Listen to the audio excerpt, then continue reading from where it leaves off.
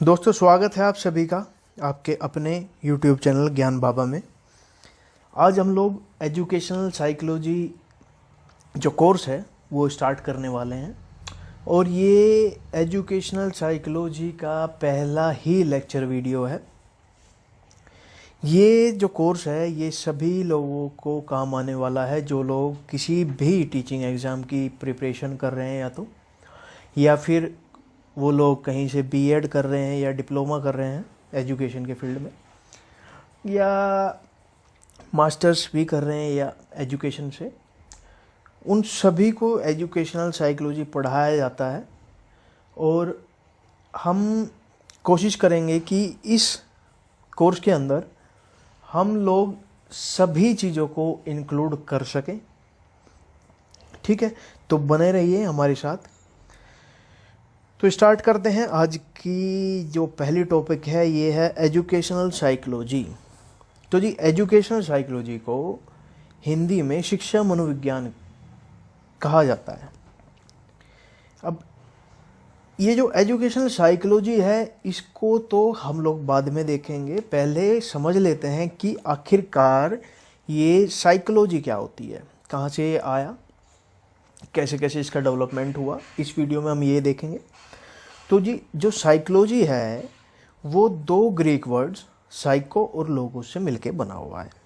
ठीक है, साइको का मतलब होता है हिंदी में आत्मा और लोगोस का मतलब होता है टू लर्न या अध्ययन करना। तो जो साइकोलॉजी का शाब्दिक अर्थ निकल के आया वो निकल के आया आत्मा का अध्ययन। जो साइकोलॉजी है वो पहले से कोई एक इंडिपेंडेंट सब्जेक्ट नहीं था, इसको एक इंडिपेंडेंट सब्जेक्ट बाद में बनाया गया। पहले ये फिलोसफी का एक हिस्सा था, इसीलिए साइकोलॉजी को फिलोसफी को मनोविज्ञान का या साइकोलॉजी का जनक भी कहा जाता है, क्योंकि साइकोलॉजी का जो जन्म हुआ है वो फिलोसफी में से ही हुआ है। फिलोसफी में से ही साइकोलॉजी निकली है, इसीलिए फिलोसफी को इसका जनक कहा जाता है। ये बहुत एक इम्पोर्टेंट नोट है जो कई बार कई सारे एग्ज़ाम्स में पूछा भी जा चुका है कि साइकोलॉजी का जनक किसको कहा जाता है। तो अगर ऑप्शन में फिलोसफी है तो आप फिलोसफी पे टिक लगा देंगे। ठीक है जी।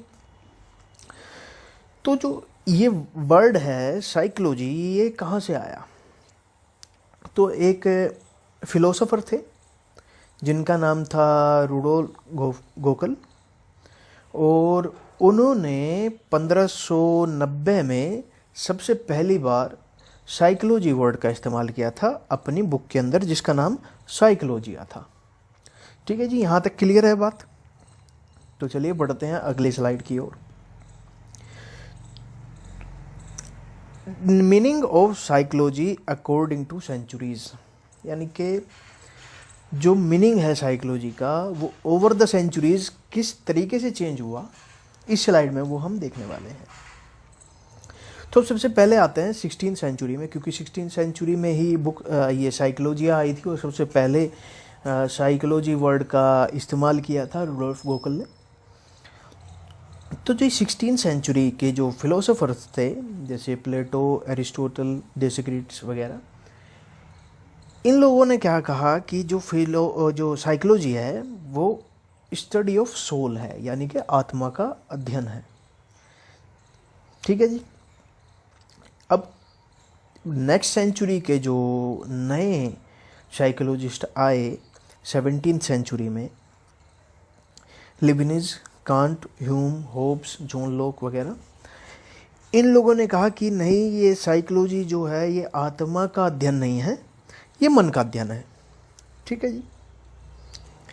फिर 18th और 19th सेंचुरी आते आते जो नए साइकोलॉजिस्ट आए उन्होंने कहा कि ये ना तो आत्मा का अध्ययन है ना ही मन का अध्ययन है, ये मानसिक क्रियाएं और चेतन अनुभूति का अध्ययन है। ठीक, तो in 18th and 19th century psychology gets considered as mental activity and consciousness. ठीक है जी। और जो इन सेंचुरी के जो प्रसिद्ध साइकोलॉजिस्ट हुए वो थे विलियम वुंट और विलियम जेम्स। इन लोगों ने उस एरा में यानी कि 18th और 19th सेंचुरी में साइकोलॉजी में बहुत काम किया है। ठीक है, तो नेक्स्ट सेंचुरी पे चलते हैं 20th सेंचुरी। अब जो 20th सेंचुरी जब आई तो एक नया कॉन्सेप्ट का जन्म हुआ। जो 20th सेंचुरी के जो साइकोलॉजिस्ट थे उन्होंने इस बात को सिरे से नकार दिया कि भाई ये आत्मा का अध्ययन भी नहीं हो सकती और ये मन का अध्ययन भी नहीं हो सकती, क्योंकि ये दोनों ही चीज़ें अमूर्त वस्तु हैं। अमूर्त वस्तु मतलब एब्स्ट्रैक्ट ऑब्जेक्ट, जिनको हम ना तो छू सकते हैं और ना ही देख सकते हैं। कोई आत्मा को छू सकता है? नहीं छू सकता है ना। तो इसीलिए उन्होंने कहा कि क्योंकि हम इन दो कॉन्सेप्ट, इन दो चीज़ों को ना तो देख सकते हैं ना छू सकते, तो इनका तो हम कैसे कंसिडर कर सकते हैं कि भाई ये अध्ययन उस चीज़ का है जिस चीज़ को हम देख ही नहीं सकते, उस चीज़ का हम अध्ययन कैसे कर सकते हैं। ठीक है, तो एक नई कॉन्सेप्ट निकल के आई, उस कॉन्सेप्ट का नाम था कॉग्निटिव अप्रोच। ये 20th सेंचुरी में सबसे पहली बार आई। अब कॉग्निटिव अप्रोच को हिंदी में कहते हैं संज्ञानवाद। ठीक है जी। और ये काम कैसे करता है इसको समझ लेते हैं। ये जो कॉग्निटिव अप्रोच है, ये कहता है कि जब हम कोई एक्शन लेते हैं तो वो एक्शन होता है ऐसे कि भाई हम सबसे पहले किसी चीज़ को ऑब्जर्व करते हैं, उसके बाद हमारा माइंड फंक्शन हमारा ब्रेन फंक्शन करना शुरू करता है कि भाई ये उसके बारे में सोचना शुरू करता है, और उसके बाद में कोई एक्शन लिया जाता है। तो कॉग्निटिव अप्रोच कहती है कि पहले ऑब्जर्वेशन होता है, उसके बाद दिमाग काम करता है उस चीज़ को लेके, उसके बाद वो हमें कुछ रिस्पॉन्स देता है हमारे बॉडी पार्ट्स को कि ये चीज़ किस तरीके से परफॉर्म करनी है। मुझे लगता है यहाँ तक आपको समझ में आ गया होगा। तो एक बार फटाफट से एक ही स्लाइड में ये पूरी चीज़ें देख लेते हैं कैसे कैसे क्या क्या हुआ। तो 16th सेंचुरी में क्या हुआ था भाई? 16th सेंचुरी में आत्मा का अध्ययन कहा गया था साइकोलॉजी को। 17th सेंचुरी में मन का अध्ययन कहा गया। फिर 18th और 19th सेंचुरी में मेंटल एक्टिविटीज़ एंड कॉन्शियसनेस का अध्ययन कहा गया, यानी कि मानसिक क्रियाएं और चेतन अनुभूति का अध्ययन किया गया। और 20th सेंचुरी में क्या आ गया था? कॉग्निटिव अप्रोच, यानी कि संज्ञानवादी उपागम आ गया था। ठीक है, अब आते हैं कि जी ये साइकोलॉजी तो हमने पढ़ लिया, लेकिन ये एजुकेशनल साइकोलॉजी क्या होती है?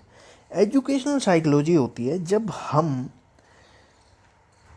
साइकोलॉजी के जो कॉन्सेप्ट्स हैं, जो वहाँ से रिजल्ट निकल के आए, उन रिजल्ट्स को हम एजुकेशन के फील्ड में अप्लाई करना स्टार्ट कर देते हैं कि प्रोडक्टिविटी ज़्यादा से ज़्यादा हो। समझ रहे हो? जब हम साइकोलॉजी के किसी कॉन्सेप्ट को एजुकेशन के फील्ड में लागू कर देते हैं, इम्प्लाई कर देते हैं, तो उसे एजुकेशनल साइकोलॉजी कहा जाता है। यानी कि शिक्षा मनोविज्ञान या शैक्षिक मनोविज्ञान, मनोविज्ञान की वह शाखा है जिसमें शिक्षा के क्षेत्र में मनोविज्ञान के निष्कर्षों को लागू किया जाता है। ठीक है जी। तो ये था इंट्रोडक्शन एजुकेशनल साइकोलॉजी को लेके। अब नेक्स्ट वीडियो में हम लोग बात करेंगे स्कोप और इम्पोर्टेंस के बारे में कि एजुकेशनल साइकोलॉजी का क्या इम्पोर्टेंस है और क्या उसका स्कोप है। ठीक है, अब बात कर लेते हैं कि आप लोग नोट्स कैसे बनाएंगे। नोट्स के लिए डिस्क्रिप्शन में आपको लिंक दे दिया जाएगा, जिसमें ये टॉपिक जो है ये पूरा पॉइंट बाय पॉइंट डिटेल में डिस्क्राइब किया जाएगा। उसमें से आप लोग सेल्फ स्टडी करना चाहें, इस टॉपिक की सेल्फ स्टडी कर सकते हैं, और नोट्स बनाना चाहे तो नोट्स बना सकते हैं। ठीक है, तो मिलते हैं अगली वीडियो में। तब तक के लिए नमस्कार, बाय बाय, और हमारे चैनल को सब्सक्राइब ज़रूर कर देना भाई। ठीक है, ताकि आपको ये जो नए नए कोर्स, हम लोग एजुकेशन के फील्ड में काफ़ी सारे कोर्सेज लाने वाले हैं। CDP भी आएगी, एजुकेशनल साइकोलॉजी भी आएगी, इंट्रोडक्शन टू डिसेबिलिटीज़ भी आएंगी, मतलब बहुत सारे कोर्सेज आने वाले हैं। तो अगर आप किसी भी एजुकेशन से रिलेटेड किसी टीचिंग एग्ज़ाम की तैयारी कर रहे हैं, या फिर B.Ed या फिर एजुकेशन में कुछ भी कर रहे हैं, तो आपको ये सारी चीज़ें काम आने वाली हैं। अगर सब्सक्राइब कर दोगे तो वो चीज़ों का पता चल जाएगा आपको, जब भी वो चीज़ें आएंगी तो एक नोटिफिकेशन आपको मिल जाएगा। ठीक है, तो मिलते हैं अगली वीडियो में। धन्यवाद हमें देखने के लिए। Bye bye.